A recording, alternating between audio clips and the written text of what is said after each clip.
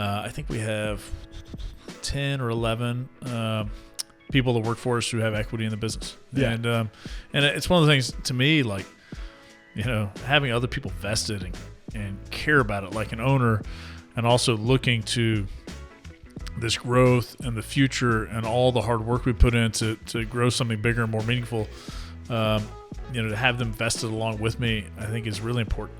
I think that, so often people want to maintain their ownership at any cost.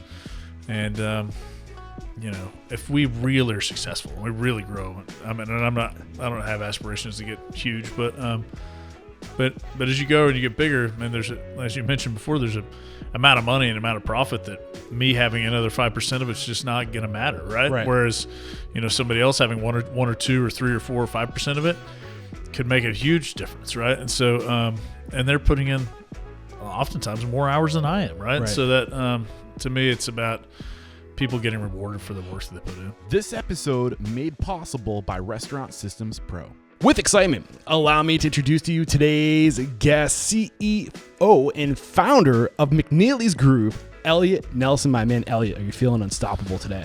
Man, I hope so. Yeah, it's Monday, so yeah, I feel pretty unstoppable. I mean, the week hasn't gotten to me yet. If this conversation is anywhere near as close as our first conversation, man, like, it's going to be good. It was such a great time. The first time talking to you, the episode was, actually, I meant to look that up. I think it was 4 years ago. So I want to say it was like in the 800s. I'll find it throughout the conversation. I'll let the people know where to find that. But man, it was a great conversation. Your values came through. You're really about creating opportunity for others.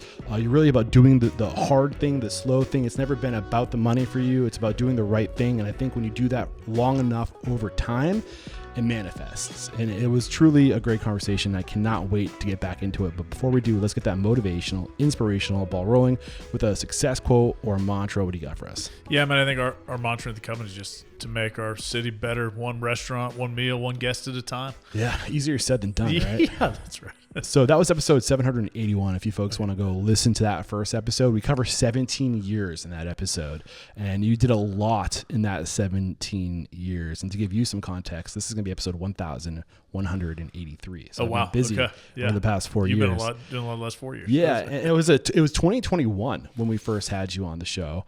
At that time, you had McNellie's Pub, McNellie's Downtown, McNellie's. I did it again. It's Nellie's, right? Yeah. No, sorry. McNellie's Pub, McNellie's Downtown, McNellie's South City, McNellie's Oklahoma City, El Guapo Downtown, Howdy Burger, Faster Hall, times two locations, Dilly Diner, Yokozuna, and the Dust Bowl, times 2.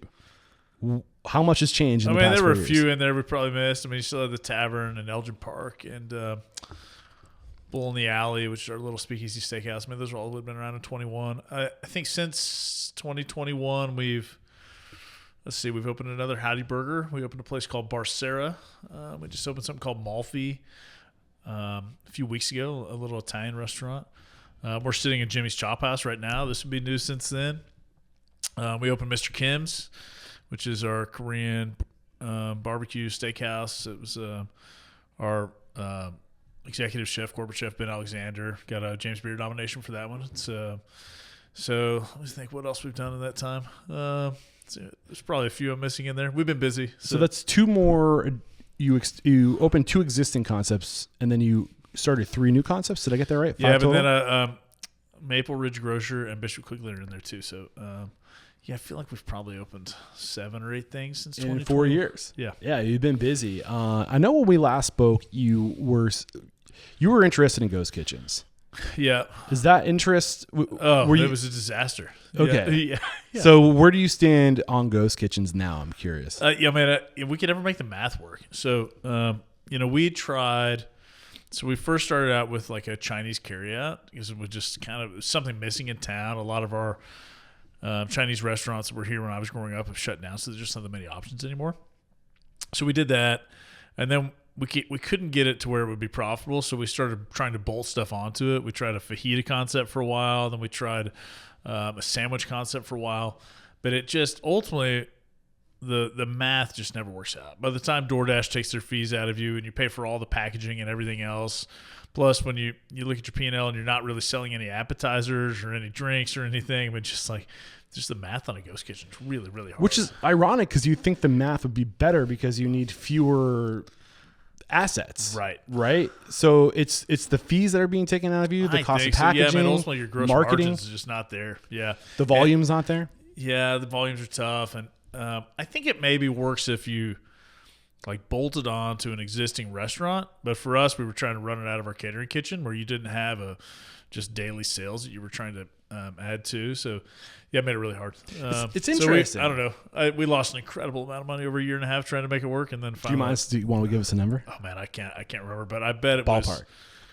It was in the hundreds of thousands of dollars we lost. For a ghost kitchen. Yeah. Wow. I mean, low hundreds of thousands, but definitely, still, man, definitely a six-figure number. Yeah. I mean, that's someone's salary. That's a chief's salary right there. So, I mean, it's interesting because it wasn't that long ago, 4 years, 2021, everyone was saying the future is in ghost kitchens. You had Mr. Beasts, you had all the celebrities. And I think in order for it to make it work, I think the key variable there is an influencer. I think you really need to tie your brand to somebody who has literally millions of followings, and you need to franchise it and do it. And even then it lasts a couple months and you take your profit and you get out of it. Yeah. I mean, I would say, if you get a huge volume over the course of a few months, yes, you can make money at it, but sustaining that, it's gonna be really difficult. Well, I think it also proves at the end of the day, this industry is all about relationships, not ghosts. Right. Not pretend relationships. That's right. So any other lessons from that's worth paying forward? I think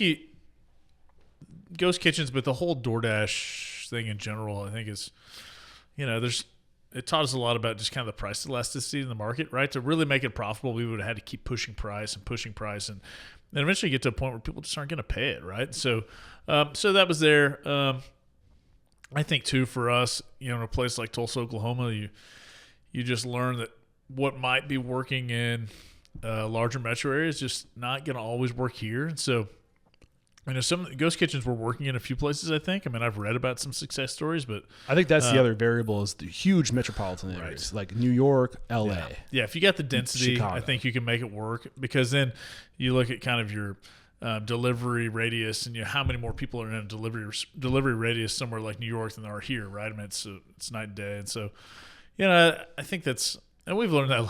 You'd think I would have stopped doing this stuff, but we've learned that lesson over and over again, right? I mean, I opened a craft cocktail bar in 2006, and the market just wasn't ready yet. People weren't going to pay that price. And, I think Rain's Law Room was maybe a couple of years old at that point in New York. And so you're like, oh, yeah, this is cool. People are doing this. But then it took another probably 6 years from then until somebody opened a successful one. So I think, too, here we just got to be careful with how we tap into current trends and when not, our consumer base is going to be ready for them. I've seen one other example of where it works that I think is a good example that I'm hopeful for. And I think it's a stepping stone to a brick and mortar. If you start as a pop-up. So if you start as a pop-up and you're developing a brand and you have a relationship with your guests and you're collecting emails and you're telling your story, and then eventually maybe you have a food truck and maybe your ghost kitchen is the commissary for your food truck, and you go out with a food truck to promote your food and to go to events, and then you say, hey, by the way, you can get us anytime. So it's like a way to kind of have another channel of revenue while you're trying to build. Right. So No, I have think you seen you're right. that? Yeah. No, and I think that's right. It's much easier to go from pop-up where maybe you're serving something once a week, twice a week, right? And you've really kind of cultivated an audience. And then, at some point where the lines are so long, then you expand those offerings into maybe a ghost kitchen or a food truck or some other things, and then go into a full brick and mortar. I think it's much easier to do that than to just, start a business one day and be open 7 days a week. Lunch and dinner is a ghost kitchen, right? But it's just getting that volume where it needs to be is really hard. Yeah. Hit me with the names of those restaurants. You went so fast before, I feel like I missed a few, and I want to make sure I have it all. So you opened 4 new concepts? Oh, man. Hold on. Think about this. Good problems to have. I know. I have to do it geographically in my head. So, we shut down El Guapo's, never really opened post-pandemic. We put a chicken place in there called Red Light Chicken. It was an old brothel, so we named it Red Light. And that actually, we've since moved. That facility ended up being too big for that concept. So we opened Red Light Chicken. Then we opened Mr. Kim's, which is Korean steakhouse and barbecue. Then we opened Jimmy's Chop House, which you're in now. Beautiful spot, by the way. Thank you. It's gorgeous in here. Then we opened a place called Bar Sarah. Barcera is a kind of Mediterranean adjacent restaurant, lunch and dinner. So that's 4 concepts. Yeah. Then we did Malfi, which just opened a couple of months ago. It's Italian, right around the corner from where we are now. And then we opened Maple Ridge Grocer. Actually, the Maple Ridge Grocer has been open now a little over a year.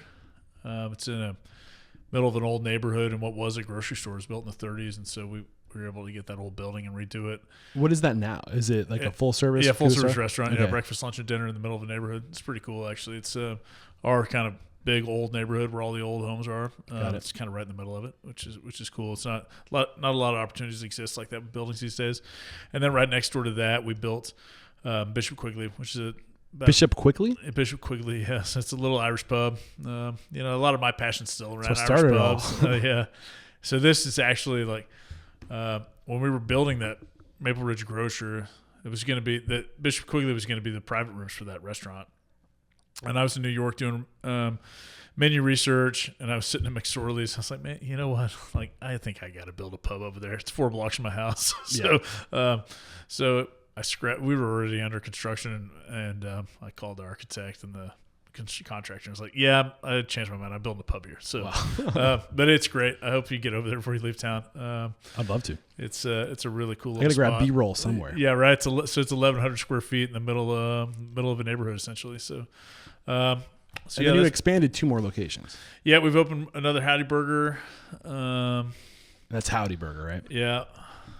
I'm trying to think what else we've expanded. I feel like we expanded something else. I don't know. You've been busy, man. It's been busy. We're up to 27, 28 stores now, something like that. So when I first talked to you, it was 1, 2, 3, 4, 5, 6, 7, 8, 9, 10, 11, 12, 13. You've almost doubled in size in 4 years. Yeah, I bet we must have missed a couple that first go around because I think we were probably sitting.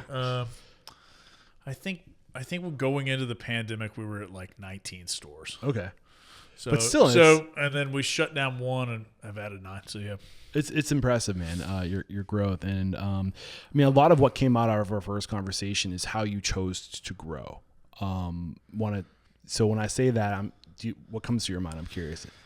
I mean, I a lot of our growth originally was just trying to build a neighborhood, and so it was. We built a pub first. That was beer focused, but it was really in the middle of nowhere. Part of downtown that was run down and dilapidated, and so we were trying to build stuff that just made the neighborhood better and get more people down there. And so bit by bit, it was like, okay, what else do we need? Like, so one point, like the new baseball stadium opened, like, okay, we need a sports bar across from the baseball stadium, right? And okay, we need a breakfast offering, so we built a diner, right? We need the tavern, which is one of our best restaurants, I think, day in and day out. The tavern was that was 2010. That was our 7th restaurant down there.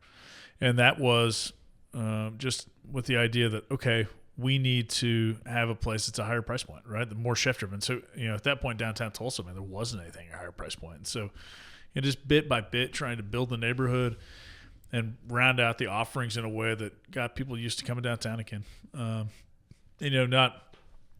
along that way, I was always trying to just round out the neighborhood. And so we just finished this huge project that I've been working on for 20 years. It's 2 city blocks. It's office building, apartments, retail space, this big kind of central plaza. We're going to open an Italian restaurant on there later this year. And so, just a lot of it for me has just been about our downtown, my hometown, and just trying to make it better. It kind of makes me think of Adam Smith, the economic, or the Economist. Economist. Thank you very much. His whole mindset was like, your job as a business owner is to give back to society, to make society, like, to progress, to add value to people's lives, and not so much the other economists, as Milton Friedman, who said it's about returning value for your stakeholders. Right. But I think, who are stakeholders? Stakeholders is everybody your business touches. It's your community, right? Right. What are your thoughts on those 2 economists? Yeah, I mean, I would say, I think this might have been in Danny Meyer's book, like the Setting the Table. But at some point, we decided, like, okay, our most important stakeholders are employees, right? Right. We need to take care of them first to make sure it's a great place to work. And still something we work a lot on is to try and make sure McNellie's Group is kind of best in class service industry job you can get. And and then from there you went to our customers, right? And so the financial results were always the last thing in line, right? So, I think the stakeholders for me, in large part, are our employees and then our customers, Right? And I don't know, not to go on an economics rant, but I think Let's do it, man. This this is a business podcast. Well, so I think our country has, and this has been the case in Tulsa too. We have seen a lot of publicly traded businesses get gutted in the name of quarterly earnings calls, right? That short-term earnings have now become a focus for so much of Wall Street and the way this country's run, and chasing stock price, that you've seen companies that used to be the bedrocks of their communities get gutted and go away and get consolidated. And I think you've seen this kind of change where a company used to really see their community and the jobs they were creating and the nonprofits they were helping fund and all of those activities is part of their responsibility, right? It was the corporate responsibility of, okay, we have this company here. We are the largest employer and investing in this community. We still have companies like that here. But a lot of those companies now, their directors are from out of state. They don't care about Tulsa, Oklahoma or Rochester, New York or wherever, right? They just care about making sure that stock price is where it needs to be and that they don't have any director liability, right? And I think to me, our company and what we do, I see it as so ingrained in the community that we have a responsibility to constantly give back, to donate money. I mean, I have told our people that anytime somebody asks for a donation for a gift card or something, whether it be for a school auction or whatever, it's like to give it to them. Like we just say yes. Like it's not because whoever's on the other end of that ask, that cause matters to them, right? And they are part of our community, and we need to constantly be giving back. And I just think, if you kind of look at what it is to own and run a business, that your bottom line, how much money you make, like, is that really where you derive meaning and purpose? I just don't. I mean, to me, it's like, what is that at the end of the day, right? We've proven that that you can never make too much. Like, there's like right. You will. I think the number is like $10,000. Like they say that once you reach that $10 million mark, like you can literally not make any more money that will make you happy. Beyond that, it's like it's impossible to get more happy with money. It's like a drug. Right. You start taking a drug, you're always chasing the dragon. Right. Like isn't that the expression or something? Like the magic dragon? Chasing the dragon. That's right. Yeah. Like because it will never feel like it will never feel as good as the first time. And like you need more and more and more, and like you will never feel that thing that you're chasing. Right. But if you choose to chase what matters, what we need, which is personal growth, which is being seen by others, being valued and loving others, and finding your definite purpose in life that adds value to society. If you chase those things, you can start today and start feeling the best way you've ever felt. If you chase those things, it's powerful. Why? We know this. Yeah, it's common knowledge. Yeah. What's going on? I mean, I just don't think it's just not celebrated that much, right? I mean, I think where a lot of press goes is the people who have the biggest checkbooks, right? We started talking about this in the pre-interview chat. The conversation was, you want to grow, you want to create more opportunity for people, right? That's talking about Danny Meyer's Land Hospitality. It starts with your inner guest, your employee, and I want to point out that was it your COO James O'Connor that was your Jim, first equity. Jim O'Connor? Yeah, Jim was the first guy who got equity too. And I think you might be talking to Jim later, but yeah, Jim's the first guy hired not in a restaurant and gave him equity to do that because he was, highly qualified guy, MBA, had worked for, massive publicly traded company, had worked for some smaller companies, but to get Jim to, agree to at that point, what was a really low pay scale for him, I had to give him equity, right? But that also set us on a path now where I think we have 10 or 11 people that work for us who have equity in the business. Yeah. And it's one of the things to me, like, having other people vested and care about it like an owner and also looking to this growth and the future and all the hard work we put in to grow something bigger and more meaningful, to have them vested along with me, I think is really important. I think that, so often people want to maintain their ownership at any cost. And, if we really are successful, we really grow. I mean, and I don't have aspirations to get huge, but as you go and you get bigger, and as you mentioned before, there's a amount of money and amount of profit that me having another 5% of it's just not going to matter, right? Whereas, somebody else having one or two or 3 or 4 or 5% of it could make a huge difference, right? And so, and they're putting in oftentimes more hours than I am, right? So that to me, it's about people getting rewarded for the work that they put in. What up, Unstoppable restaurant owners and operators? We have to interrupt today's video to let you know that Restaurant Unstoppable and Restaurant Systems Pro, we're taking our relationship to the next level. Beginning in July of 2024, Fred Langley, CEO of Restaurant Systems Pro, is making himself available once a week in Restaurant Unstoppable Network to answer all of your restaurant systems questions, whether it's the profit margins. He will look at your P&L. Bring your P&L. He will take a look at that. He will dissect it. He will help you find your profit, whether that be through budgeting, inventory management, costing recipe cards, labor, checklists, you name it. He is a master of restaurant systems, and he's making himself available to you. Fred Langley and Restaurant Systems Pro started as a consulting firm, and for over 16 years, they've been helping their clients increase their profit by 10% or more. What are you waiting for? Click the link below to join our Facebook group, Restaurant Unstoppable Network. The reason, like you said, for some reason there's people can't get over that hurdle of sharing equity, and I think that reason is ego and control. If I need to be the top dog, I need to be in control. I need to be the boss. And that mindset, I think at the end of the day, there needs to be somebody who is the leader, the visionary, but like to share that success. There's so much like to have that mindset of gratitude and giving.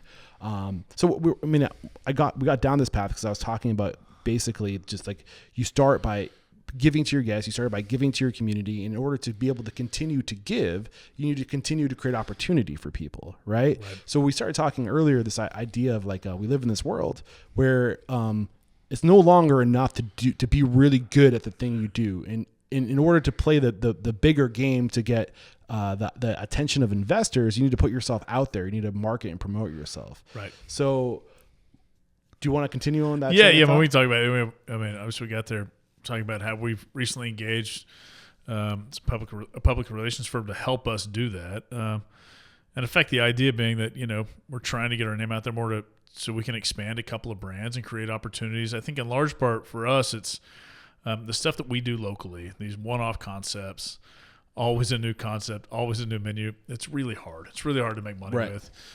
Much easier if you're rolling out the same menu 20 times over, right? And you get really good at managing that.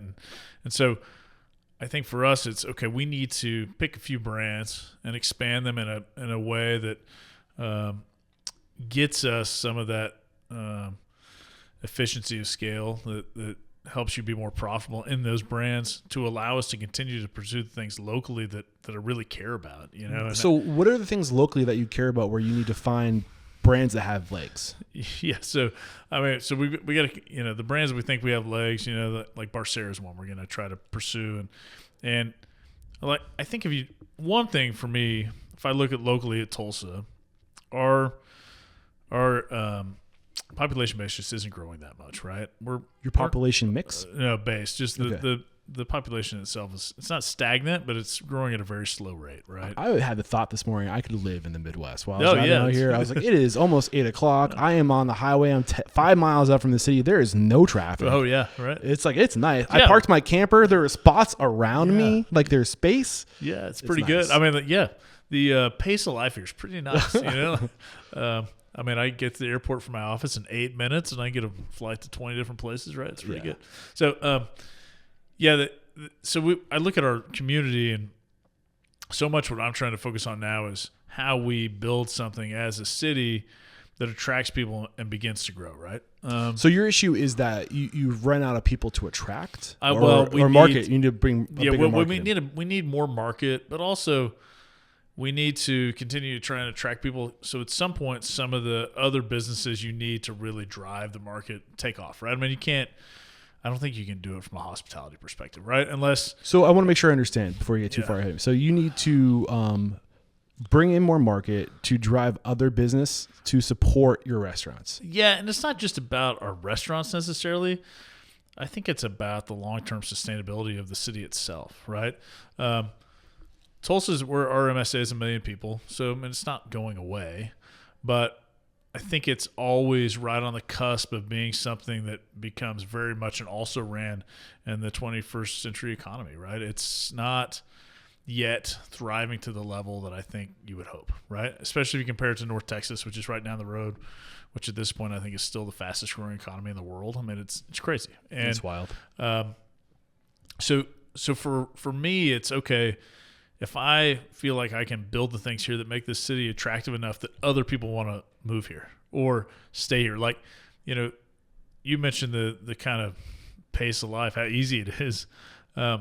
If you can have that pace of life, but also have access to incredible food and dining and other things, we already have incredible cultural assets. We're, I think, the smallest city in the country with our own symphony and our own ballet and our own opera. Wow. I mean, like, and that's a legacy of the kind of oil philanthropy of the last century, right? That all this kind of oil money was here that endowed all these arts. And so we have a lot of assets, but we're not necessarily on the map either in a lot of ways when it comes to tourism or food and beverage and other things. And that's sad. I mean, we have a ton of James Beard nominated places here, lots of successful restaurateurs, but we need to get people here visiting them and experiencing them, because right now we don't have a lot of transient dollars coming through the market, right? It's just all not a lot of us, tourism, right? All of us fighting over the same pool of customers. So basically, your mark or your industry, the hospitality industry, has hit a ceiling on potential market. I think so. Yeah. So you're trying to draw. So when you say grow to get exposure, are you saying you want to get into different markets? Right. Yeah. So I think we need to get into. We're going to continue to grow in Oklahoma City, which is right down the road. We have restaurants there already, but I think we need to get into North Texas. I think to ignore it is, ignore it at your own peril, probably. But I also don't have a passion for those cities like I do here, right? I think that is one thing that came out in your first conversation, is that like what drives you, what your passion is. It isn't, it was Irish food and beer, right? But then as you grew, as you matured as a man, it was about transforming your community. Yeah, that's right. But I'm curious, did you also say at one point, maybe I misunderstood you, that you want to grow this market? Are you looking to get into other, not necessarily markets, but like different verticals within your own city? We've talked about other verticals. I do a lot of real estate development, historic development. We just finished a 184 unit apartment building, finished an office building. I mean, we're doing other stuff, right? But all of it to me is still with this kind of singular focus of, trying to make Tulsa better, right? Yeah. And trying to make this city a place that, maybe at some point my kids want to move back to, or at least try and create some relevance out of it that maybe has been lacking, right? And I think part of that for me is wanting the market to grow, but also just wanting it to be sustainable. Yeah. And right now it worries me that a city like this, you're 2 or 3 of our big publicly traded companies away from, if they leave, like, you're in a really bad spot. And so we need to create some insulation from that. And I think part of that is trying to attract people here through our food and beverage offerings that maybe is a little bit stickier, that makes them want to stay. Yeah. So my mission statement is to inspire, empower, and transform the industry. And it's that transformation part that really gets me excited. And, I try to echo my mission statement as much as possible. But when I think about that transformation part, it's like, okay, well, I feel like for a long time, society has been very reactive to the market. Like, we're constantly reacting to the consumer, what does the consumer want? Get the consumer what the consumer wants, make the consumer happy. But I think at some point we have to start turning around and saying, hey, consumer, have you thought about this? And like, how do we influence? They say we're in the experience economy and we're going into the transformation economy. And the idea of the transformation economy is it's like literally transforming human beings, taking them from point A to point B, making people either happier, healthier, or wealthier. If you can focus on those things, happier, healthier, or wealthier, and transform people from point A to point B, I think that we can collectively as an industry say, okay, how do we make people happier, healthier, and wealthier? right? And start using the food and restaurant industry to influence and we're the keystone. Food. I'm saying this, what's going through your mind?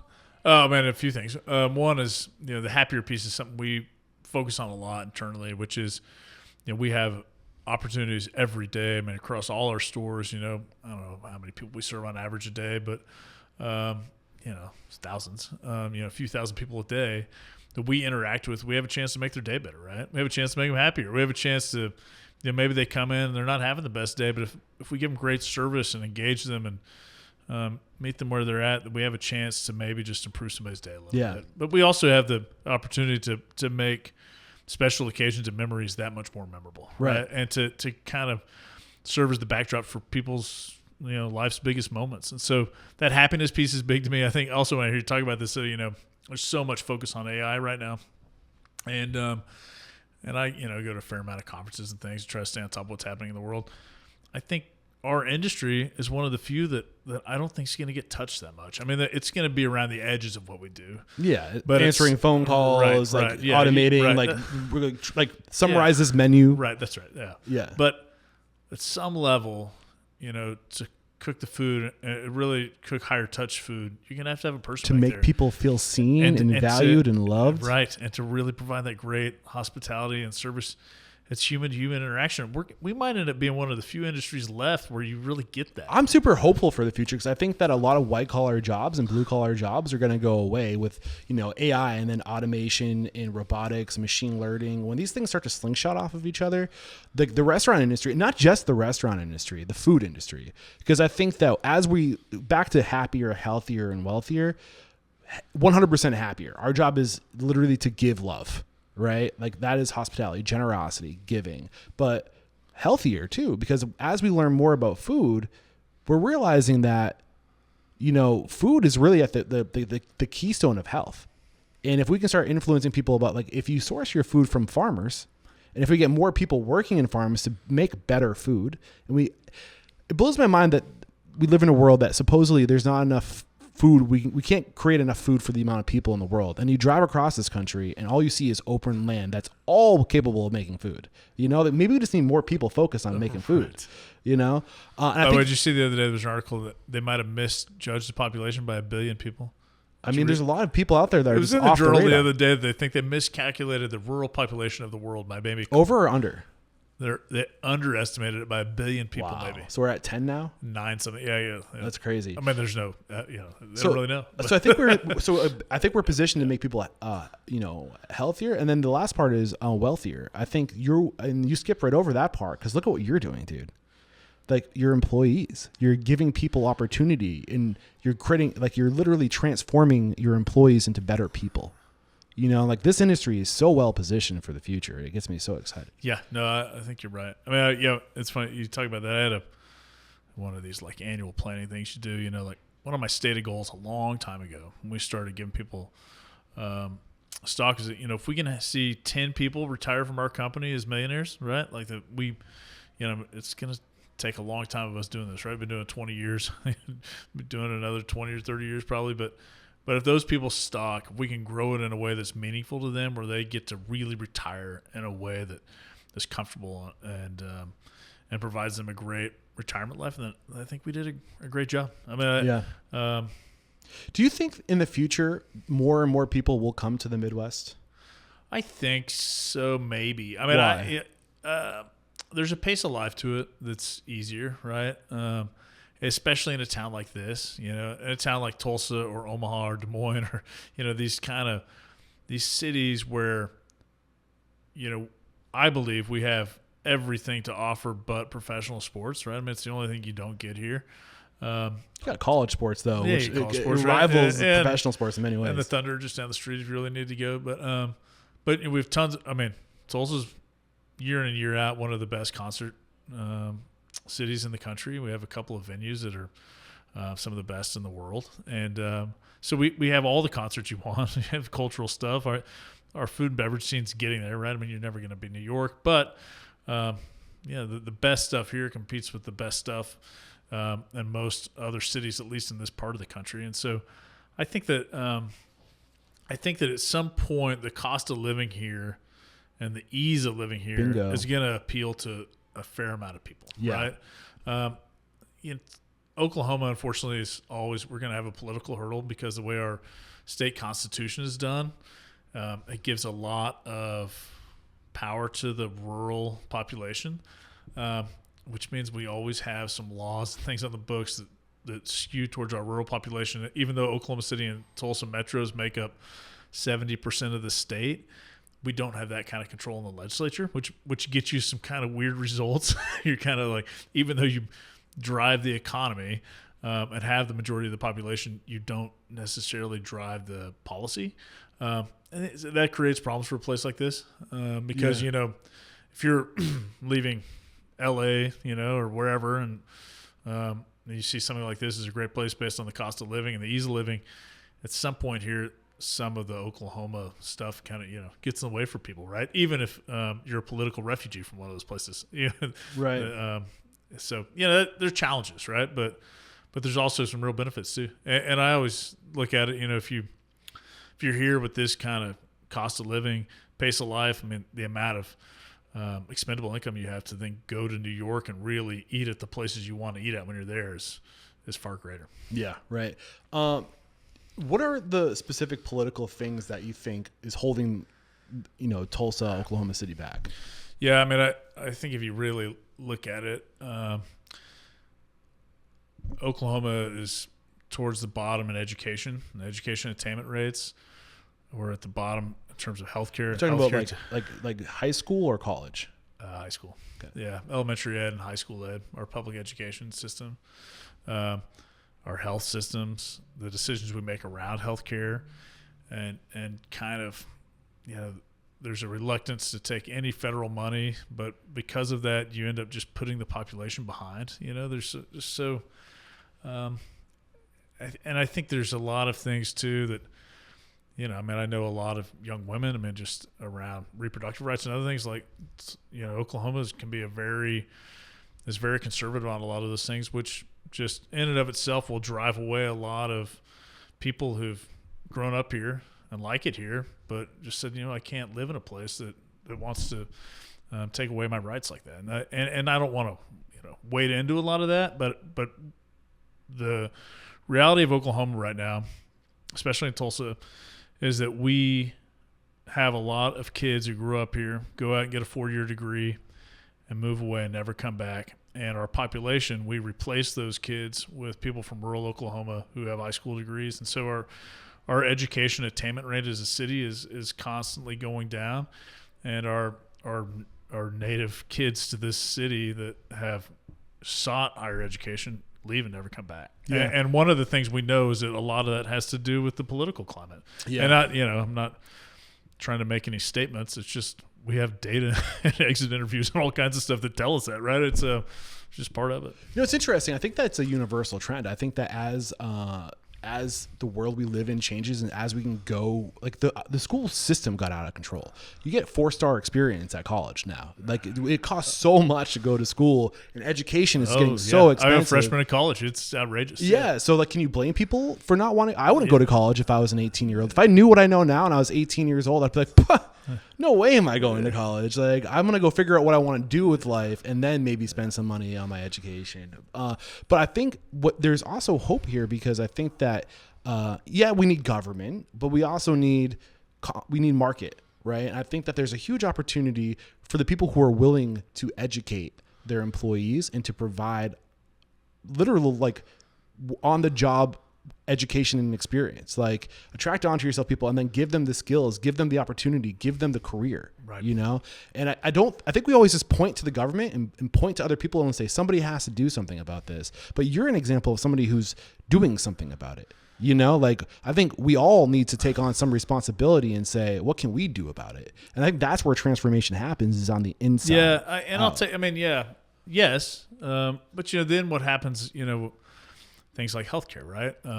We offer healthcare to people, right? And our healthcare costs over the past couple of years have gone up by like $250,000, right? As a company. And we know that is specifically related to some drug costs. And we know those drug costs are driven by companies that have manipulated the patent system to keep their drugs in the patent system longer, and they've been able to drive their price up. So there's a couple of drugs we know that we don't know who because of HIPAA rules, but we know there's 3 or 4 drugs that we have employees on that cost almost $100,000 a year. Wow. That are available for about $5,000 a year in Canada, right? Yeah. And it's left to a business like ours to foot the bill. To foot the bill and try to absorb. So that, I mean, yes, but like we need to do all that stuff, right? And do it from the private sector, but there's also a piece of the government that's failing us on some of that stuff, right? And putting too much back on small businesses like ours. I mean, even though we're 27 restaurants, I mean, we still see ourselves as a small business fighting to make it, and so that, there's still got to be, there's got to be a government element to it that helps absorb some of this stuff. Otherwise, as a small, I mean, there are times when I look at our company and our profitability, and effectively we're just an employment service. Right? Yeah. I mean, there is no profit, right? We're just out there providing jobs and healthcare to people, and there's nothing left to show for it. So I don't know. There's some frustration for me on how we've kind of let at times big drug companies and the big guys really kind of push their way through the system that gets put back on everybody else. So we're pretty heady right now in the conversation. I usually save this stuff for the end of the conversation. We talk about your career, how you got to where you are, how you evolved, where you are today, and where the industry is going, right? But, I wanted to get into it early with you because I listened to our first episode, and you said something that really resonated with me, and it was more independent restaurants need to figure out their network and to find a place, basically for influence, I think is what you're saying, and to influence dictators and in policy.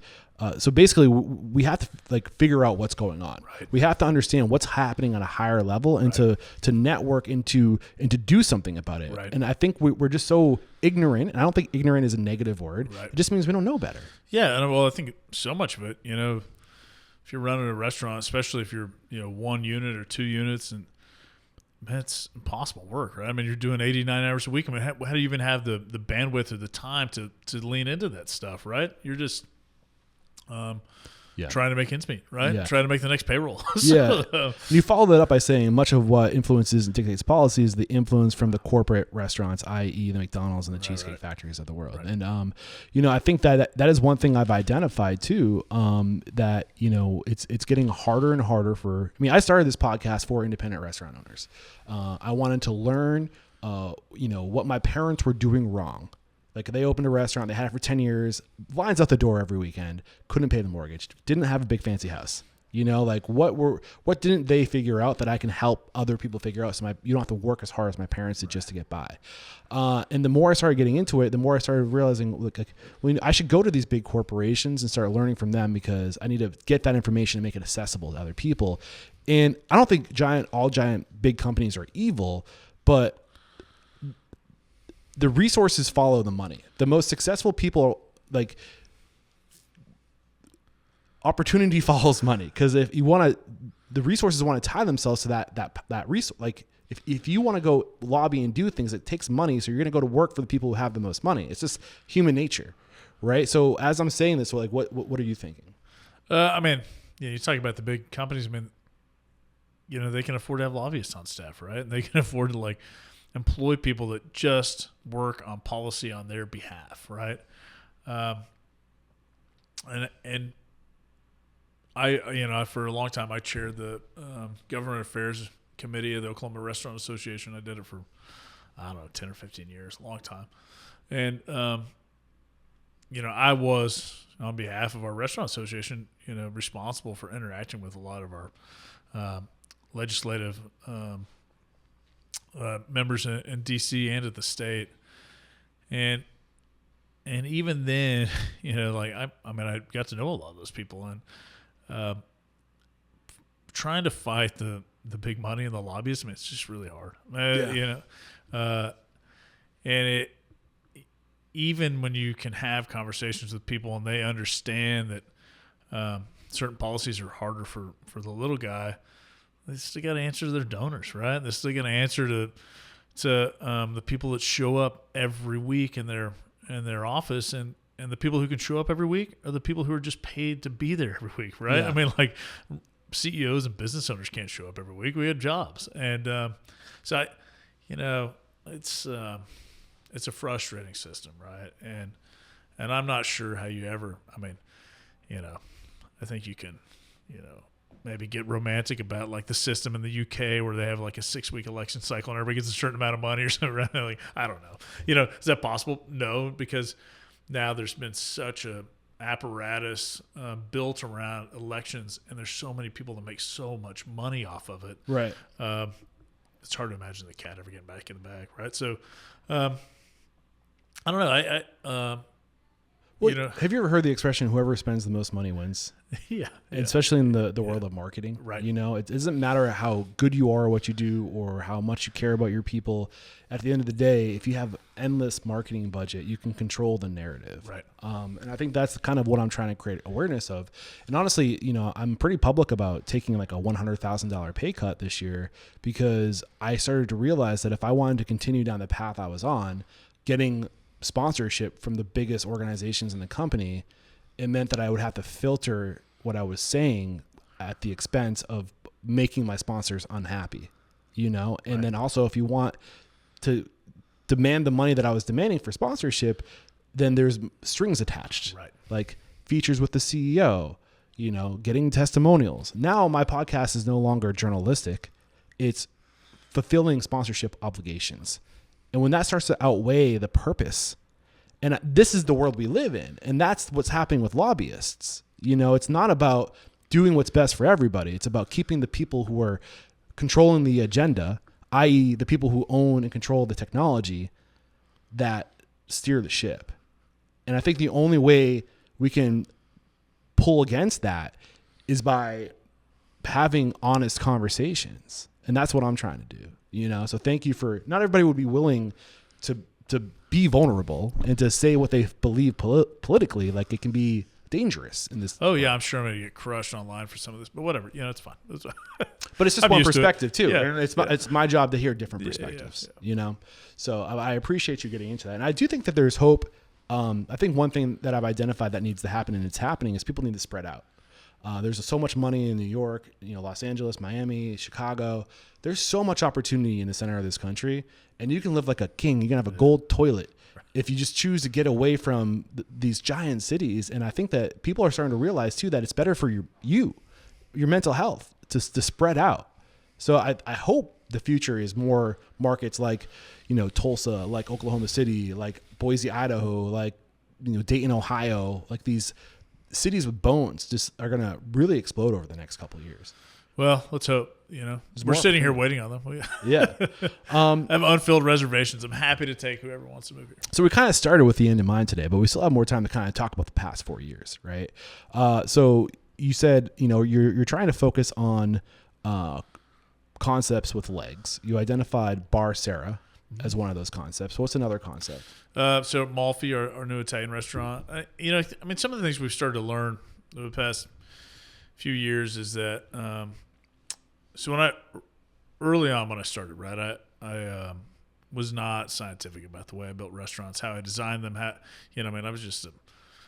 was 23 years old when I, finished the blueprints on our first restaurant. I didn't know what I was doing. And, so now that we've kind of got clear line of sight, post-pandemic, economic realities, what it looks like, we now know that labor's gotten much more expensive. Our average labor hour post-pandemic's up. It costs us about 25% more. And our labor's less efficient than it used to be. Just, people's mentalities have changed. And so the labor's driving a lot more of the cost structure than it used to. It always drove most of it along with your food costs. But so really trying to design restaurants that take less back of house labor, and that have smaller footprints, so your rent numbers aren't as high. Your monthly overhead you can manage a little bit better, but also you can keep them full, right? Yeah. And I think forever, I would build a restaurant that would be big, and when you fill it on a Friday or Saturday, it feels great, and you do hundreds of covers, but trying to identify in terms of use of capital and profitability, is not always the best ROI, right? And so for us, it's focusing on a couple of these brands where we can manage the back house labor better, and we do that with a smaller menu. I want to make sure I heard you. Smaller You footprints. said focusing on capital and profitability is not always the best ROI. No. The big restaurants, the big sprawling ones, I mean, Okay. they're really expensive, and they take a ton of labor, and so it's not always a great use of capital or great ROI. So Yeah. one thing I was kind of curious about, prior to 2021, when I was first here, could you like create like, if you were to take a mix of all of your concepts, like what is like the general like size, like volume, like ballpark, like what was your average that's concept? the problem, right? So we were all over the place. I mean, we had a couple of 10,000 square foot restaurants. How many seats is that? A few hundred. Yeah, Got it. 250, 300 seats. And the problem is you would have these huge weekends. But this had a lot to do with our location being in downtown Tulsa. I mean, we get, when there are a lot of concerts happening or ball games or whatever, like the minor league ballpark's right next to us, like you'd be slammed, right? Yeah. You'd fill every seat, you'd turn it several times. And, but then on a Monday night, I mean, you're just dead, right? Right. And so that use of space and how much that space costs you when it's empty, and it's just a lot of inefficiencies to having restaurants that size. So I mean, I would say, in 2021, the first time we were here, like our best restaurant in terms of sales per foot is a place called the Bull in the Alley. It's our little speakeasy steakhouse. You're starting to get into like the entertainment world too. Man, there's a piano in there and stuff, but that store does, I don't know, $1,400 a foot, something like that, and revenue. It's a tiny space, 2,800 or 2,900 square feet that does $3.5 to $4 million a year. I mean, it's, it does really, really well. But then McNellie's, our pub, is huge, does about the same amount of volume, right? But it's over, 10 or 12,000 square feet. And so just seeing what those P&Ls look like at the end of every year, you start to say, okay, as we grow, we need to focus our capital on slightly smaller footprints that we know we can manage the profitability easier. And those are the brands we're going to try and grow. We'll see if that's right or not. Yeah. But you never know, right? I mean, we're just now starting to try. So we'll probably be 3 or 4 locations in before we really have an answer. Right. And I think this is definitely going to be a big trend. I mean, you used to hear, I would hear it a lot, whether you have 300 seats or 50 seats, it's almost the same amount of work. The same things need to happen in a day to execute. Like the standard operating procedures are the same. It's just a matter of like volume, right? So like if you're going to do it, you might as well do it big because it's all about throughput, and that's how you make money in the industry.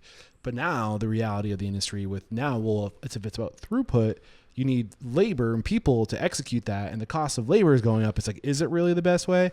And if you have like a giant menu and you're trying to make everybody happy, is that even like how many skilled employees with high salaries are you going to need to execute that, right? So I think you're right that the future is in focusing on doing one or very few things and being the best at it, filling holes in markets where no one else is touching those things yet, and making it so like anybody off the street can execute that standard to keep your operational expense low. So since 2021 and since kind of having this like aha moment of like, maybe we need to decrease our footprint and maybe focus our menu, like what is Bar Sarah and is it Malfi? Yeah, Malfi. Malfi, yeah. Thank you very much.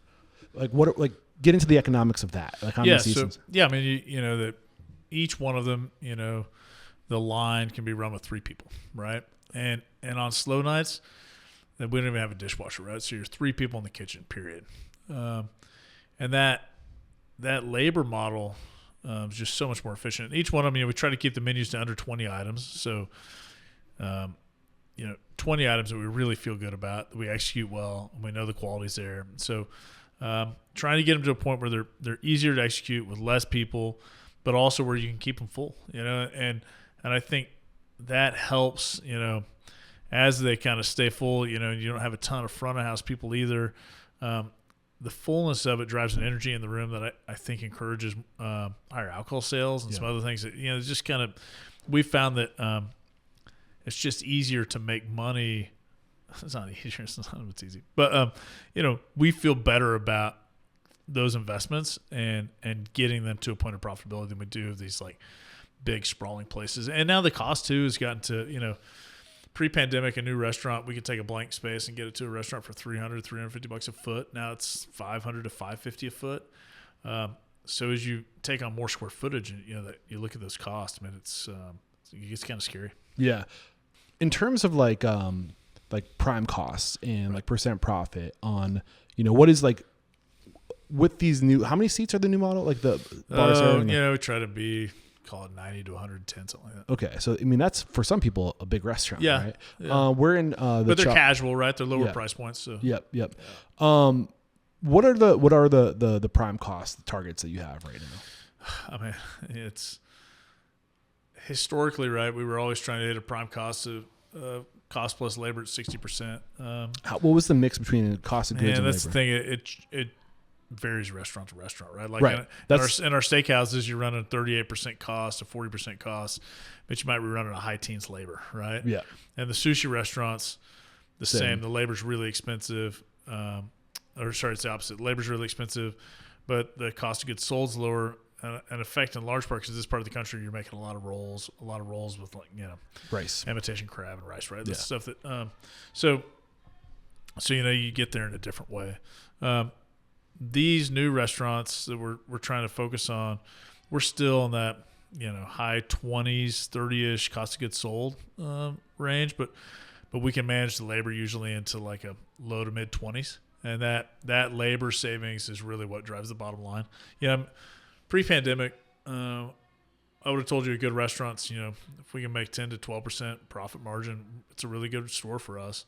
Last year, our all-in profit margin, I think, our EBITDA was like, I think we might have been sub 5% after corporate overhead. I mean, it was I think that's another variable. It's rough out there right now, right? So, yeah. And this is one of the reasons why I'm having this conversation. It's not easy to get people to open up and to talk about percent profit, but I think that we're all in our own bubble right now. Nobody shares this information because you don't talk about money. You don't talk about how much money we're making. You don't talk about relationships. Like those are just things that you just respectfully don't talk about maybe I'm just super disrespectful. I don't know. But I feel like it's important that we get benchmarks out there. Because otherwise we just think we're floundering. Like I had somebody almost not want to do an interview with me because they said in their mind, like they've been listening to the show for 10 years. They're like, I'm not where I need to be a guest. He's like, I want to come on your show when I'm like doing these numbers. So I was like, what are your numbers? I was like, you're exactly where everyone else is that's doing great in the industry right now. Trust me. And it's because we don't share the numbers and people, or they inflate reality. Right. And I think we're literally in the job of creating like this false reality. Right. That's what we do. Yeah. We project an image to the consumer that everything is amazing. We're here to transport you so you can escape your world. Meanwhile, it's a facade. Right. So like, to me, like my most cherished relationships in the industry are the guys I call and talk to, and we have real conversations about this stuff, right? Yeah. And it's funny, like we all will have these conversations too. We'll hear about somebody like doing X amount of volume or X amount of profit. I'm like, that's got to be bullshit, right? So we'll like circle back to our food purveyor, like, hey, how much are they buying? You always like, and then you always end up like, oh yeah, it was all BS, right? So no, it's hard right now. I mean, the profit piece is really, really hard. And it's every piece of the P&L, right? I mean, like not just health insurance, but property and casualty insurance went up. All the to-go-ware stuff went up. It's just like everywhere you look, credit card fees went up. It just, every single line has gotten more expensive over the past 5 years.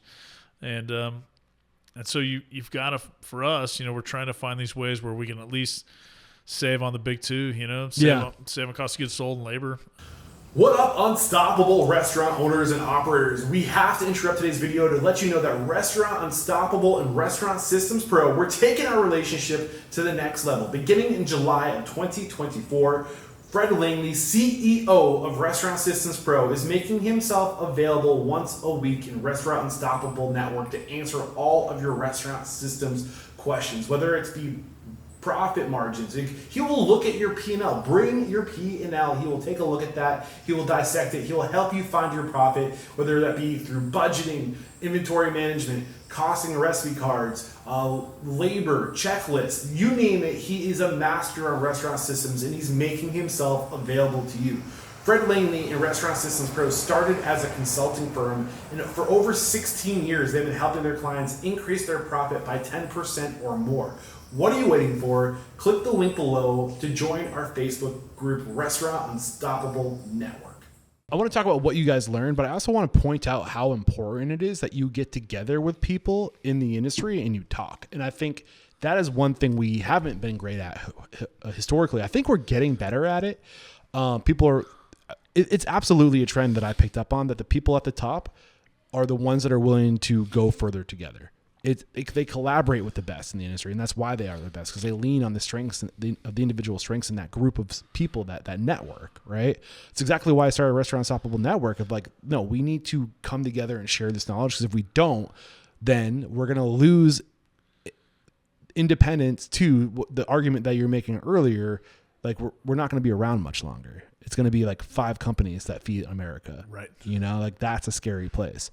So for who is this? What group are you talking about? Are you yes, man. I got it's something called YPO, which is Young Presidents Organization. Young Presidents Organization. Okay. What is the Young Presidents Organization? So it's an international deal that you apply to join, and I think when I applied, oh man, I've been in it for I think 12 or 13 years now, but different industries have different requirements. But in the restaurant industry, I think it was either $15 or $20 million in annual volume you had to have to qualify, right? So, So it's making sure that you are running a business that's has some scale to it, so that they put you in these groups with similar people, right?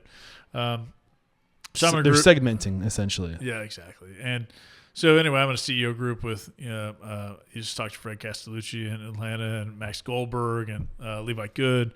Guy Scott Slater, who's out in Boise, you mentioned earlier. Scott's just moved out there. He just opened a new concept. Say that name again? Scott who? Slater. He just opened a new concept out there, and he's getting ready to do another one. A guy in Calgary, actually, PJ LaRue, who you should talk to if you ever get up north. PJ's he's actually he's getting ready to open in Dallas probably. I bet it'll be early next year.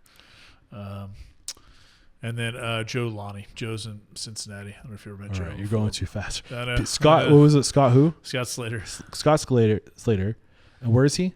He's in Boise now. Boise. Yeah. And then you said PJ LaRue? Yeah, PJ's in Calgary, but he has stores Calgary, Vancouver, Toronto. And that's up in Canada. Canada. Frozen North. And then what was that last name? Joe Lonnie, Lanni, and then Levi Good down in Houston. Yeah, I've already reached out to Levi. Levi, I'm trying, man. I'd love to make it happen. I'm gonna be in Houston in a couple of weeks. Yeah. So you guys get together. Like, is it once a month? No, we have Zoom calls probably 3 or 4 times a year, and then we try to get quarterly. Yeah, more or less, and then we try to get together in person 3 times a year. What happens when you get together in person? Usually it's a pretty heavy eating and drinking agenda. So we're going somewhere and having 3 dinners a night. But I think there's something to be said about drinking together. Yeah, alcohol gets a real bad rep lately. Yes, anything in a lot, like anything obsessively or abundantly used can be bad for you, right? We're in the world's, like, America is the best example of what happens in a world of abundance, right? We're all fat and unhealthy and addicted. But there is something to be said about alcohol and its ability to bring people together. It shuts down your frontal lobe a little bit, so you get open, you get honest, you get real and transparent, and you also bond during that time. We literally evolved alongside alcohol. It goes back from when we were monkeys. Like, have you ever read that book, Drunk: How We Stumbled and Danced Our Way into Society? Edward Slinginger, I think, is the author. Yeah. It's fascinating. Like, I don't need to go down that road, but I highly recommend it. So it brings us together. But so you guys get together. Oh yeah, you get drunk, you have fun. Yeah, talk. But yeah, we we're all working on the same stuff all the time, right? I mean, whether that's your insurance or your HR or credit card fees or whatever it happens to be. I mean, even new concepts, like talking about new menu items and price points and the amount of seats and how you do the service, and I mean, we talk about everything, right? And so that sharing process just really helps, right? To know there are other people out there. I mean, people like Max and Fred, who I see as, and Levi, I mean, all of them, Joe too, and these guys in many ways, like I look at them and think, man, they're just like, best in class in the whole country, right? I mean, they're killing it. And then you're having these conversations, and I mean, they're struggling with the same stuff, right? Yeah. I think a couple of them's profit margins are way bigger than mine, but that's all right. Well, they're better at it than I am. But if you can pull off a Michelin star restaurant in Tulsa, I mean, I don't think Michelin's going to review Tulsa anytime soon. I think they have to run out of world before they come here. But I think I didn't plan this. I literally, in order, spoke to Fred Castellucci. Then I've had Fred on the show back in 2018. I reconnected with him. I had Ben Goldberg on the show in 2021. I reconnected with Max this time to get the other side of the story. And then you, in that order. And I had no idea that you guys were all part of essentially what is a mastermind. Yeah. Right. It's what it's a way to come together, share knowledge, go further together. Yeah. Right. And you all have the same values. Is something that I picked up on. You all give equity. I mean, Fred has family members, but now he also gives equity to his ongoing partners. Yeah. Max Fred also really values Burgundy, which I don't. That's the difference between us. I'm pretty happy with Guinness. But Ben and Max have the same values that we're about creating opportunity for other people and just trying to find these incredibly talented people and then giving them support, whether that be financial or management support. Right. And you have that same value of like, I don't know if you guys all structure it the same way of like using equity to grow and create opportunity, but like the values are there. Yeah. I'll tell you that we were all doing some semblance of that before we met.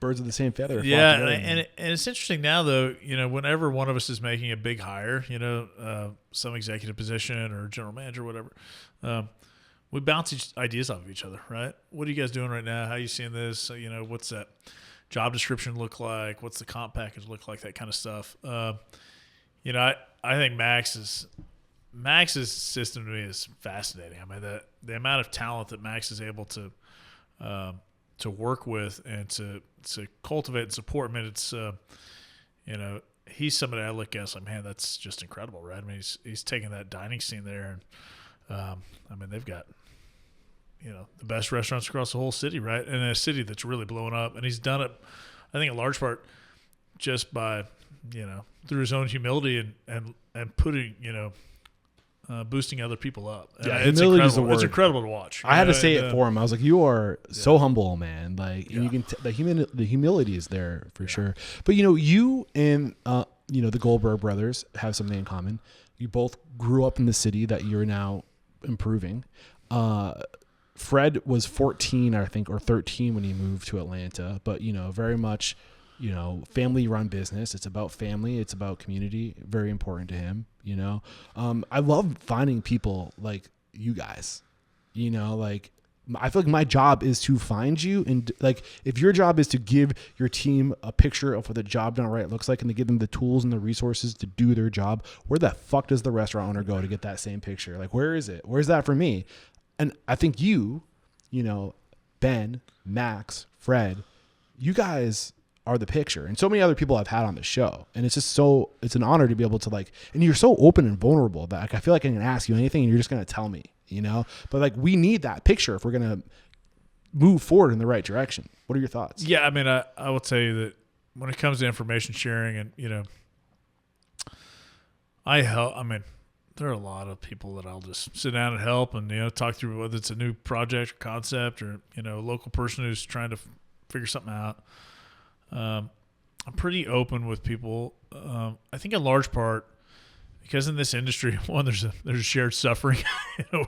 We've all been through it. But also there aren't any secrets, right? I mean, you're either good at it and you're willing to put in the time and the effort it takes to make it work, or you're not. And there's nothing that I can divulge to someone that's gonna give them that, right? I could give you all our recipes and all our numbers and say good luck, and if you don't have the ability to really go out and put in that effort and put together a team and take care of your customers in the right way, there's a lot that goes into it, right? Right. So it's simple, so sharing, but very difficult. That's right. That's right. I mean, so I don't think and this is something I learned from there's a lot of guys here in Oklahoma, older guys have been doing it a long time, who mentored me when I was young, first in the industry, and they're just great. I mean, they're some of my favorite people. I'll be back in Ireland with them this October, but they were just so kind to me, and I could call and ask them anything, and they would help, right? And I learned from those guys that this is not there's not trade secrets, there's not anybody really out to get you. That's hey, this is how we found success. This is how a way it could be done. And you're either going to go out and grind it out like you need to in this business, or you're not. And so that I got a really good example as a young entrepreneur and restaurateur of what it was to be a mentor and to help people in this business. And it's something that I think touched me and something that I feel like I need to kind of carry on and pay forward. Please. Right? Yeah, I mean, I thought you were gonna take it one step further and get specific. I mean, all of that it's the mindset, right? Yeah, it's the mindset. Who was that guy? So a couple actually. This guy David Egan. He's Cattleman's Steakhouse in Oklahoma City. David's a great guy, and another guy Joe Pritchard, who owns a family restaurant in Krebs, Oklahoma. Krebs is southeastern Oklahoma. It was settled in early 1900s as a coal mining community. There's some coal in the mountains, if you want to call them that, southeastern Oklahoma. And anyway, but it was settled by a bunch of Italian immigrants who moved there to mine the coal. And Joe's grandpa was there, and for some reason he couldn't work in the coal mines. I don't know if he was injured, or I'd have to ask Joe again, but he started a restaurant in their in the kitchen of their house, feeding the coal miners Italian food. And since then, they've just expanded. And the original house is still there in the middle of the restaurant. I mean, the restaurant now must be, I don't know, 10,000 feet. It's enormous. But you can still walk in, and Joe can show you where the original walls of the house were and walk you down into the basement, the original basement of the house from the 1910s or whatever. But anyway, Joe's a great guy. So he's third generation. His kids now run it. They're fourth generation running that Italian restaurant. I would love to get Joe on the show. Joe's a fascinating guy. Or maybe one of his kids or whatever. Whoever's carrying the torch. I think. You actually mentioned his name the first time I was here, and for some reason that name did not make it to my spreadsheet of names. I think it's because I had a flight to catch immediately after. I have openings on Thursday and Friday, Joe. If you want to connect later this week, I'd love to make it happen. I like this mindset of we all are here, but we all stand on the shoulders of giants, right? And I think that's one of our unique human traits, is that we are able to, through story, pass down knowledge, and we compound on what those who've come before us have figured out. And once you figure that out and you realize that you can expedite that and amplify that by creating a platform for giants to stand on, to share their perspective. And you said something that was really resonated with me. He said, this is a way. There is so many different ways. There isn't one way. There's a million different ways. It depends on who you are and where you're going, what your values are, what your concept is. So many variables play into it. And I've almost driven myself crazy trying to figure out what is the way. And I think I've realized that it depends. Right. It all depends. And I think the best thing we can do is just give ourselves as much perspective as possible and to cherry pick and choose the way that makes sense for us. So back to you getting together with these people, sharing information. Where are you now? I think when I spoke to you, you were using Aloha, and you were talking about DoorDash was a tool that you were using. Basecamp was a tool you were excited about. Has there been, in terms of tech stack and evolution systems, has there been evolution? Yeah, I mean, the tech stack now is, we're moving away from Aloha into Toast. A lot of that has to do with chip reading and pay at the table. And are you using Toast to go to Sunday app? We're using Sunday in a few stores right now. Yeah. How's that going? It's going well. Yeah, we like it. Yeah. And the customer likes it too, which is important. The customer likes it, is always yeah. Is there any data to support I actually had Victor Lugger on the show when I was in Atlanta. Really did you talk to him about Sunday, or did you talk to him about his restaurants? Both. Okay. We only had an hour. I've been to his restaurants. They're incredible. Oh my gosh, dude. Yeah. I was like, how am I doing this in an hour? Yeah. You've scaled to 30 locations across 7 countries, and you launched an app. Yeah. That's a really valuable asset to the, I was like, we made it work somehow, but really impressive guy. So we're using Sunday, but I think one of the big ones for us, some of our places are so big and sprawling. getting to handheld devices at the table to get, speed of service and speed of drinks to the table is really important. And it was something we asked Aloha for forever, and they just couldn't produce it. That's crazy. It's crazy. I mean, like, they were best in class software forever, right? And I think it's a great example of fat, dumb, and happy. Yeah, you just they get to a wouldn't point. support it. Yeah. And then we started, one of the big ones for us, we started having these credit card chargebacks that if you had a chip read credit card that wasn't read with a chip reader and somebody disputed a charge, the credit card companies would automatically honor the dispute. Even if we had a signed receipt, even if I had a video of the guy in the restaurant, like we didn't use a chip reader. How's that not fraud? Well, I mean, there were some people who learned about it that it was fraud. They were taking advantage of it. We had to fire a couple of customers because we recognized them as like, oh, you're the guy who's been coming in. Yeah, there's a pattern here. And are you using any video surveillance that is like using AI to like? I know there's some overlay that's really interesting. I mean, we have video cameras in a lot of places, largely just for lawsuit mitigation. But there's some AI overlay with video now where like it looks for patterns. Oh, okay. Yeah, like it can see like that's if crazy. it can like create like this thing like can bring your attention to stuff. I can't remember the name of it. Sorry, keep going. No, so anyway, the chip reader deal was a big one that Aloha couldn't get us the chip readers we needed either. So we're losing money just from credit card disputes, and they couldn't figure out how to help us fix it. We're going to beta test some AI stuff here on some reservation software and some other things that'll be happening in the next month or two. So I'm excited about that. So what are you able to talk about the AI you're looking into? I don't know if I am or not. Is it home baked or are you outsourcing? No, it's a third party. It's amazing how many people are home baking like their own AI solutions right now. Like restaurateurs developing their own AI phone answering systems. It's crazy. Yeah. This one's interesting. It's really designed to help with large party bookings, which can be really useful at our bowling alleys and a couple other places where we get a lot of large party requests. So yeah, I mean, the tech stack overall, though, I mean, that's pretty much it. Basecamp didn't work. Nobody nobody wanted to use it, right? The company's still largely run off of iMessage, but what about Slack? Have you guys explored We've Slack? tried that too. A lot of it's just getting people to buy into using it. Right, the habits. Yeah. It's not easy to form new habits. Right. Even if they're the no-brainer, like right path to use. Right. Do you ever get concerned about companies like Toast getting too big? Oh yeah, always. I mean, I feel like that's what happened to NCR and Aloha, right? I mean, it's so big they just stopped caring. Yeah. Yeah, always. Were you shopping any other POS systems? Or we why? did. Yeah, we looked at a bunch. Was Toast just the best option, or? Yeah.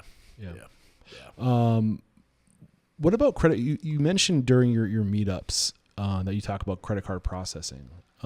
Did you learn anything in terms of like how to navigate into like negotiate rates? Man, there's just so little leeway because so much of what's happening with the rate. I mean, you got the base rate, which is the stated rate from MasterCard and Visa and Amex, but so much of the rate right now is being driven by these rewards cards, and they all have separate individual rates. Like if you look at one of our statements, I bet there's.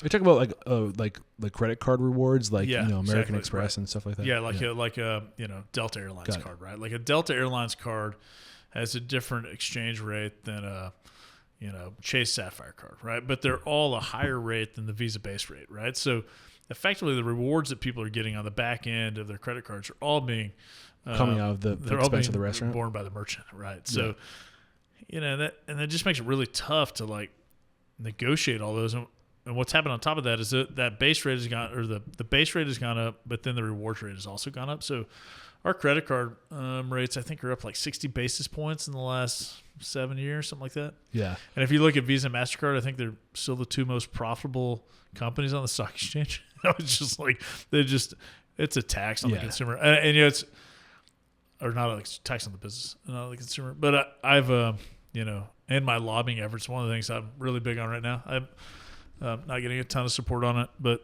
I just had lunch with the congressman last week that I think that credit card payments have become so indispensable in commerce that they need to be.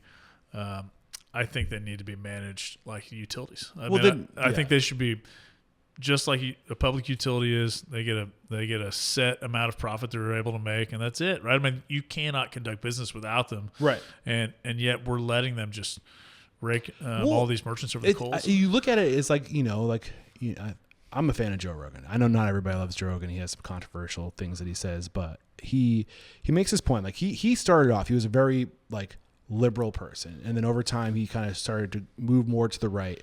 I consider myself very moderate. I'm in the middle, and he uses this analogy of like some parts of socialism are good, like firefighters. You know, like when there's a fire, we all want somebody to put our house out, right? And I think that, you know, there are certain things that the government, like whether it's the mail or even they're not really doing a great job at that now, like, but you know what I'm saying? Like at a time, mail carry, you know, firefighting, police, you know, military, you know, like there's some things make sense. And I think you're right. Credit card processing is getting to that point where it's becoming universally necessary to like conduct business. Like it should be controlled by the government. Yeah, it should be regulated. Yeah, 100%. And you look at the rates in Europe, they're like, I want to say they're like a quarter of what we pay. Something insane. Yeah. I think, again, it goes back to the ignorance of the consumer and the people who do business here. You know, we just don't share information. It's just, does it work? Good. Right. You know? Right. So there's this company that was referred to me called Merchant Advocates. Have you heard of them? I haven't. And basically it's a company that exists to negotiate on behalf of the restaurant at the best credit card rates. I'm working on getting them on the show. I was hoping to get them on the show when I rode through New Jersey, but maybe on my way back east, I want to get them on the show. Honestly, dude, it's my goal with this podcast to like have somebody, like I want to piss off so many rich people by like blowing the whistle on stuff that like there's a hit put on my life. Like that's my goal, is to piss off so many rich people, to create so much awareness that like people just start like voting with, you know, their money, right. You know, and who are these organizations that are doing it right, that don't have the marketing budget to let the world know that they're doing it right? Like who are those people? And I feel like I'm in this position with this podcast. If you Google search restaurant podcast, or if you go on Spotify and type restaurant podcast or iTunes, like Restaurant Unstoppable, at least right now is the #1 search result. And I don't want to jinx it, but I feel like, have you ever heard of Seth Godin, the marketer? He wrote this book, I think it was in Purple Cow, where he talks about, I can't remember the name of this, if it's a law, but the difference between #1 and #2 is almost like always like 100%. So if #1 is making $1 million, #2 makes $500,000. So like there's like this law that like the difference between #1 and #2 is like always almost double. And I feel like I'm in this position right now where I have to use this influence while I can to like just go tell the truth, because otherwise all the other messaging is going to be bought. Right. And it's scary, dude. What are your, like, do you think that, as I say that, what goes through your mind? I mean, everything gets bought, right? I mean, right. So how do we keep it honest? That's a great question. So again, my mission is to get a hit put out on my life. Okay. The only way to stop this podcast, the only way to stop me, otherwise I'm unstoppable. But is there anything we haven't talked about? Oh, I don't think so. Lessons? No, I don't think so. I mean, we've covered a lot. I can't remember what we covered last time. I should have listened to it before, but I hate listening to myself talk. So, you know, I mean, it was a lot of fun. You know, we did start talking about this idea of marketing, you know, and how you're for the first time really investing in marketing. Yeah. And we started saying, you know, we're at this point where like I get it, like marketing is a part of the future, but like I think we need to know at what cost. And I know you have opinions on that. Like, so when I say that, like, you know, what are we giving up to put time and resource and energy into marketing? What do you think? Yeah, I mean, to me, it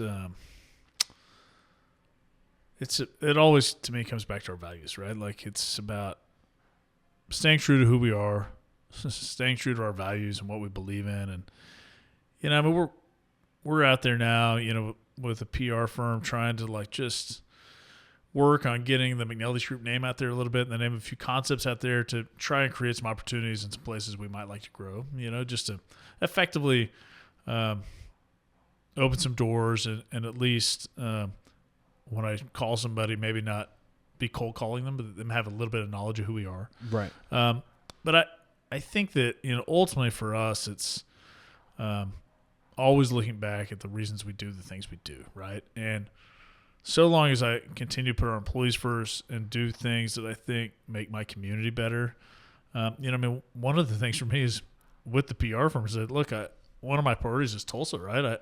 I want people to come here. I want them to visit the city. I want them to experience it. I want them to know what is here and how great I think it is, and it is. And so we have this, like, you know, we're engaged with them to do all this marketing for the restaurant. But also I said, if anything pops up where there's an opportunity for the city, even if it's not just me, like, let me know. Like, let's do it. Let's push it. And so I think that's always for me, just trying to figure out, even when we're doing something like that, which feels awkward to me. I don't like going out there and, tooting our own horn, so to speak. Right. But trying to do it in a way that still aligns with who I am, what I believe in, and what I want to accomplish. So, it's there's always push and pull. But What are some of the other markets that really have your attention right now in terms of growth? I think the growth in North Texas is staggering. So and Dallas, Fort Worth? Dallas, Fort Worth, and I've looked a lot down there over the years.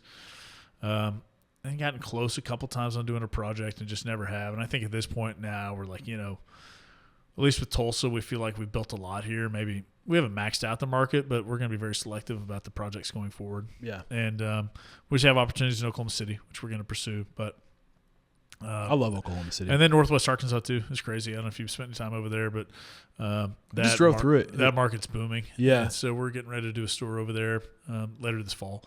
And so we're going to keep looking there too. But, I want to be within a 4 or 5 hour drive at home. I don't really want to get on a plane and go somewhere. But I do think the opportunities in the Midwest right now, as somebody who grew up on the coast, I grew up in New Hampshire, 10 minutes from the ocean. Okay. It's getting so expensive. Yeah. The cost of living is just getting outrageous, and so many people are being priced out of those markets. And the other variable too that we haven't talked about is more and more people are working remotely. So you can go make that, multi 6-figure paycheck and come to the Midwest and just have so much more freedom. Yeah. It seems like a no-brainer. I do think part of the solution to our problem is spreading out and taking the money from these big cities where these HQs are and bringing them to the Midwest. Right. We need to spread the money out. Right. That's part of the answer. Are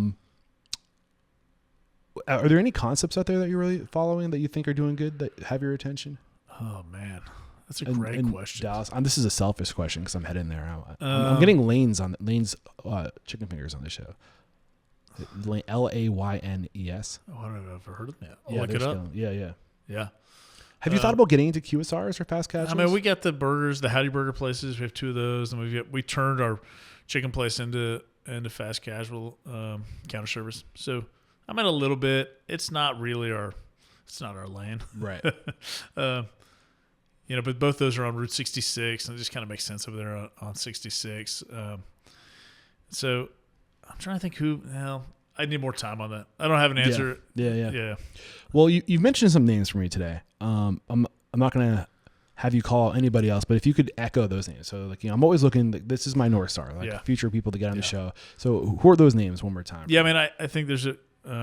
We talked about this before. I probably mentioned them last time. My good friend Keith Paul in Oklahoma City, I think is somebody you should talk to. Keith's great. For a long time, has probably been my closest friend in the industry.